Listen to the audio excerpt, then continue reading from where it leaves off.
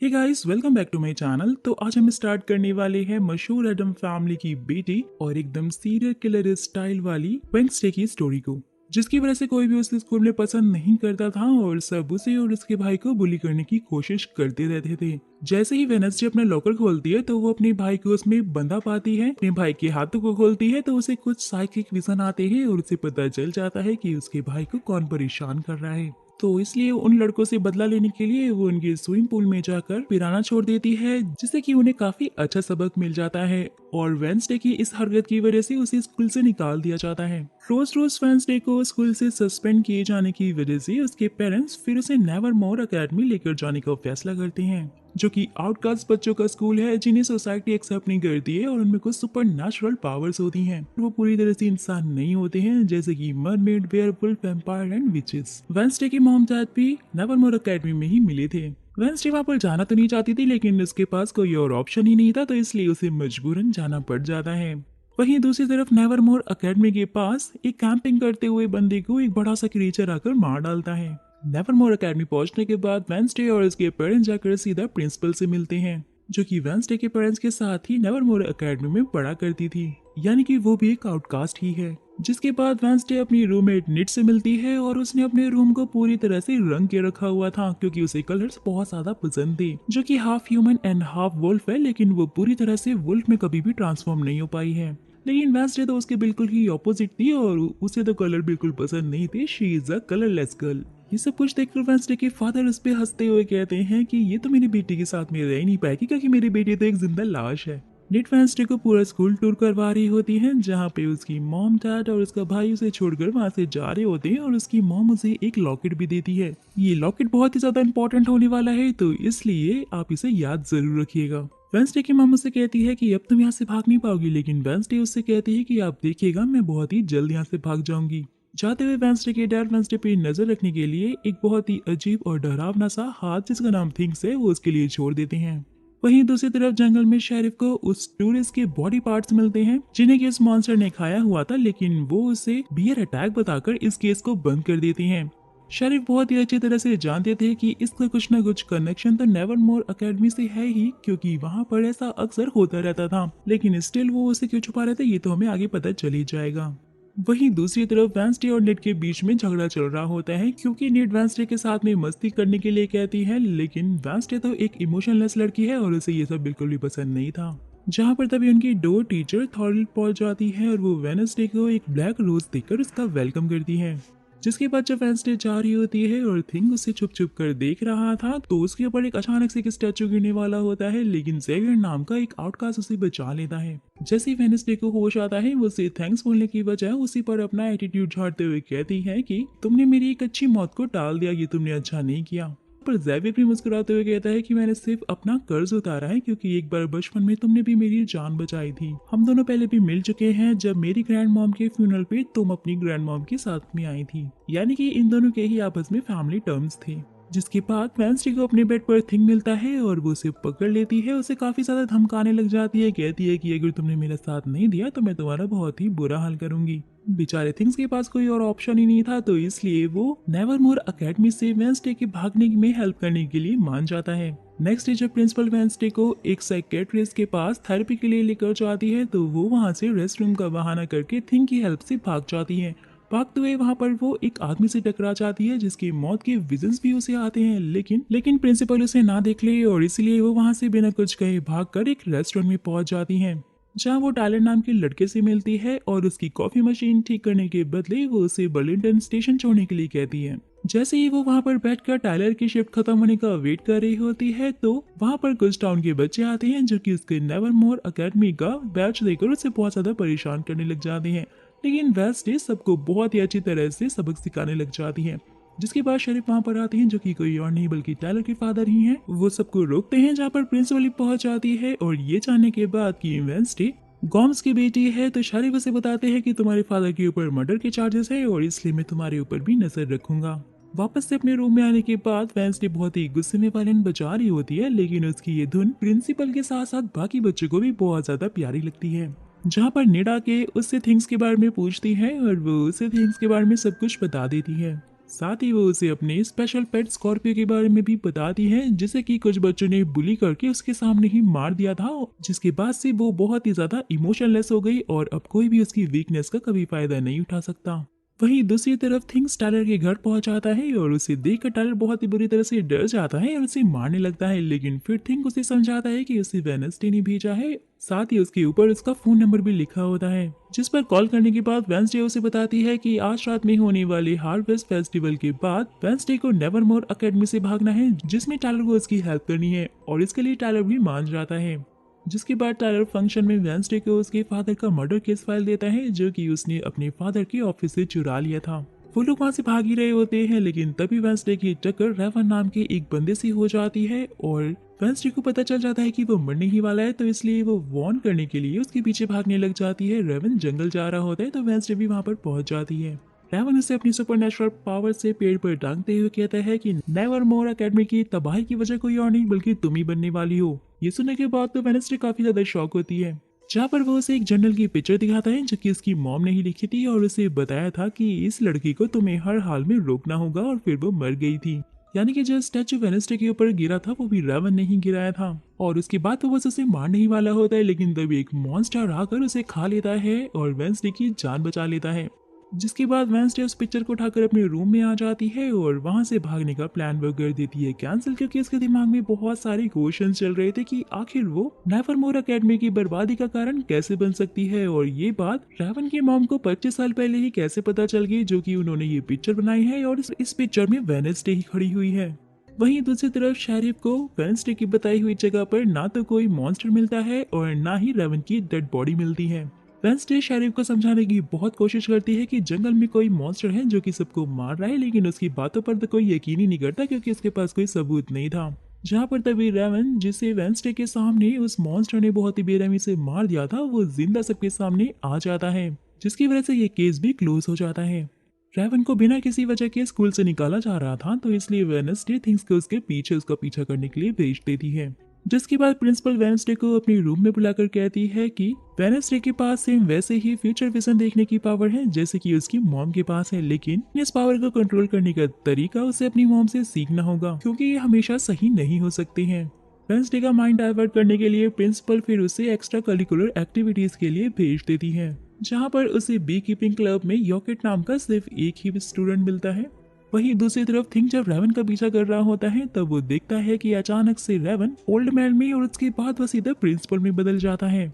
वहीं दूसरी तरफ जैसे ही क्लास स्टार्ट होती है तो जेवियर वेडनेसडे को अपने साइड वाले बेंच पे बैठने के लिए बोलता है, जिससे कि बियांका बहुत ज्यादा जेलस होने लग जाती है, क्योंकि वो पहले जेवियर की एक्स गर्लफ्रेंड जो रह चुकी है। जेवियर के पास ये सुपर पावर थी कि वो ड्राइंग के जरिए किसी भी चीज को बनाकर उसमें जान डाल सकता था, और इसलिए वो स्पाइडर के साथ भी ऐसा करता है, लेकिन वेडनेसडे उसे मार देती है।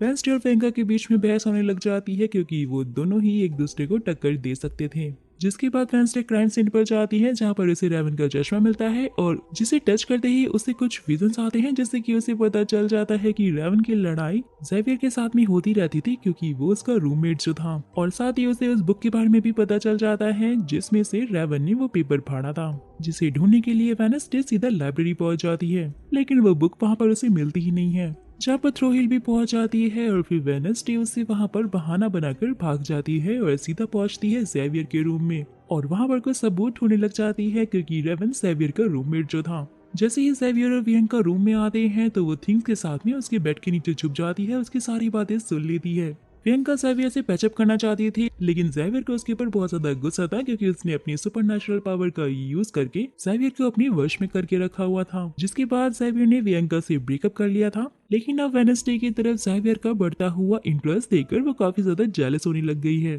साथ ही वो कल होने वाली बोट रेस में वेडनेसडे की रूममेट यानी कि नीट को बहुत ही बुरी तरह टॉर्चर करके उसे हराने वाली है। ये बात भी वेडनेसडे सुन लेती है, तो इसलिए बियांका को मजा चखाने के लिए वो भी नीट की टीम को ज्वाइन कर लेती है। जैसे ही कंपटीशन स्टार्ट होता है तो बियांका का एक मरमेड फ्रेंड धीरे धीरे करके रास्ते से सारी टीम को डुबा डुबा कर उन्हें हटा रहा होता है, लेकिन जैसे ही वो वेडनेसडे के पास पहुंचता है तो थिंग्स उसे जाल में फंसा लेता है। जिसके बाद फ्लैग लेने के लिए सिर्फ 3 ही टीम पहुंच पाती हैं। जैसे ही वेंसडे फ्लैग को टच करती है तो उसे कुछ विजन्स आने लग जाते हैं और उसे सेम अपनी ही जैसी एक हमशक्ल दिखाई देती है जिसने हाथ में एक बुक पकड़ रखी होती है और वो उसे कुछ कह रही होती है। लेकिन उस टाइम पे वेंसडे को कुछ समझ में नहीं आता। फिर जैसे ही उसे होश आता है वो फ्लैग लेकर फटाक से वहां से भागती है। ज़ेवियर की नाव भी डूब जाती है क्योंकि नीट ने अपने वेयरवुल्फ वाली नेल से उसमें छेद जो कर दिया था। बियंका का वही मनमिट फ्रेंड फिर से वेंसडे की नाव को डुबाने की कोशिश करता है, लेकिन थिंक आकर उसे बहुत जोर से मुक्का मारता है जिससे कि वो वहां से भाग जाता है। वेंसडे भी अपना दिमाग लगाकर बियंका की नाव में छेद कर देती है जिससे कि वेंसडे और नीट की टीम इस कंपटीशन में जीत जाती है। 4 साल में बियंका पहली बार हारी थी और नीट की टीम पहली बार जीती थी, तो इसलिए बियंका बहुत ज्यादा गुस्से में होती है। वहीं दूसरी तरफ रात में वेडनेसडे एक स्टैचू के पास जाती है जहां पर उसे वही सिंबल मिलता है जो कि उसे विजन्स में आता है और जैसे ही वो पहली को सुलझाती है तो वहां का गेट खुल जाता है जहां पर उसे अपने मॉम डैड के साथ साथ बहुत सारे सीक्रेट सोसाइटी के लोगों की फोटो भी मिलती है और साथ ही वो बुक भी मिल जाता है जिसमें से रेवन ने वो पेज फाड़ा था। वो उसे लेकर आ रही होती लेकिन तभी उसे कोई किडनैप कर लेता है। जैसे ही फिर उसे होश आता है वो तो बहुत ही ज्यादा एक्साइटेड हो रही होती है क्योंकि उसे लग रहा था कि शायद ये कोई सीरियल किलर होगा। लेकिन फिर उन सब की आवाज सुनने के बाद तो वेडनेसडे का मूड ही ऑफ हो जाता है क्योंकि वो समझ जाती है कि ये सब लोग कोई और नहीं बल्कि नाइट शेड सोसाइटी के मेंबर ही हैं। वेडनेसडे को सब कुछ सच पता चल चुका था और इसलिए ज़ेवियर उसे भी अपने क्लब का हिस्सा बनाने के लिए कहता है, लेकिन बियंका इस बात से एग्री नहीं करती है। और उसी टाइम के बीच में वेडनेसडे ने भी अपनी रस्सियां खोल ली थी और वो कहती है कि तुम सब अभी भी बच्चे हो तो इसलिए अच्छे से किडनैपिंग करना सीख लो और वैसे भी मुझे तुम्हारी क्लब का हिस्सा बनने में कोई इंटरेस्ट नहीं है। और वह ये कहकर चली जाती है अपने रूम में और उस पेपर को चेक कर रही होती है। नेक्स्ट डे प्रिंसिपल नेवरमोर के बच्चों को एक प्रोजेक्ट देती है जिसमें कि उन्हें पिलग्रिम टाउन की कुछ बच्चों के साथ में अच्छे से मेल जोल बनाकर काम करना था। जिसके बाद वेडनेसडे ज़ेवियर को वो बुक दिखाकर इसके बारे में पूछती है और उसे ये पता चलता है कि जो बंदा उस बुक में है वो कोई और नहीं बल्कि क्रैकस्टोन है और वो इस टाउन का फाउंडर है। लोग उसे बहुत ही ज्यादा मानते हैं। वहीं दूसरी तरफ हम मेयर को देखते हैं जो कि शेरिफ का बहुत अच्छा दोस्त है और वो उन्हें अपने बेटे यानी लूकस से मिलवाता है। और दोस्त और लूकस वही लड़का है जिसने अपने दोस्तों के साथ में मिलकर वेडनेसडे को परेशान किया था। जिसके बाद मेयर शेरिफ को मर्डर के एग्जाम नेवरमोर पे डालने की वजह उस जंगली जानवर को ढूंढने के बारे में कहता है क्योंकि नेवरमोर से उनके टाउन को बहुत ही बड़ी मोटी रकम की फंडिंग आती है और इसलिए वो नहीं चाहता था कि उन्हें कोई भी प्रॉब्लम हो। वहीं दूसरी तरफ वेडनेसडे एक शॉप में वेटर बन के लोगों को पेस्ट्री सर्व कर रही थी, लेकिन उसके एटीट्यूड की वजह से कोई भी उसे पेस्ट्री नहीं लेता।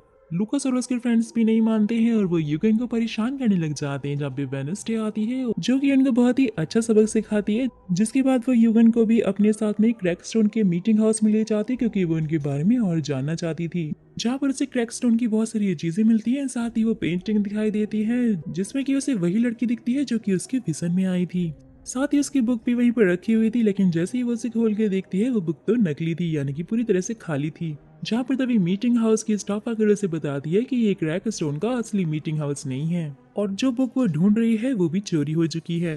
वेडनेसडे फिर टायलर के रेस्टोरेंट में जाकर रियल क्रैकस्टोन के मीटिंग हॉल के बारे में पता कर लेती है और वहाँ पर वो जैसे ही जाती है तो वहाँ पर एक होमलेस आदमी उसे मिलता है जिस पर थिंक अटैक कर उसे वहाँ से भगा देता है। वेडनेसडे निराश होकर वहाँ से जाने लग जाती है क्योंकि वो जगह पूरी तरह से जल चुकी थी और वहाँ कोई भी सबूत नहीं था। लेकिन जैसे ही वो गेट को टच करती है तब उसे कुछ विजन आने लग जाती है और वो पास में चली जाती है। वो देखती है कि गांव के कुछ लोग वेडनेसडे के विजन में आने वाली उस गूडी एडम को विच कहके जलाने की कोशिश कर रहे हैं, जहाँ पर पहले से ही कुछ आउटकास्ट के लोग को उसने पकड़ कर रखा हुआ था क्योंकि क्रैकस्टोन सारे आउटकास्ट को शैतान समझता था, इसलिए वो पिलग्रिम टाउन के लोगों के साथ में सारे आउटकास्ट लोगों को जला रहा था।